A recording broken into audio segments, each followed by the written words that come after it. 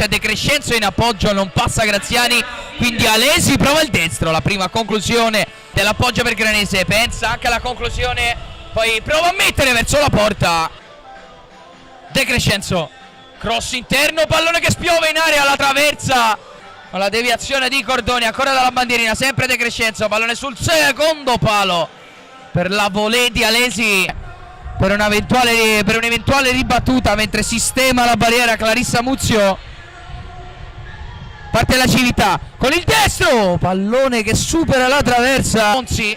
quindi Graziani la mette giù, Graziani sulla tre quarti, Graziani pensa al destro, ancora Graziani, ci prova con il mancino, proprio Margherita Graziani la sblocca la Romulea alla 16esima, Graziani la mette giù, Graziani cerca la verticale per la Civita, un po' di spazio, la Civita passa davanti a Fusco, la Civita in area, la Civita sul secondo palo, Margherita la Civita, 1-2 tremendo della Romulea, al terzo gol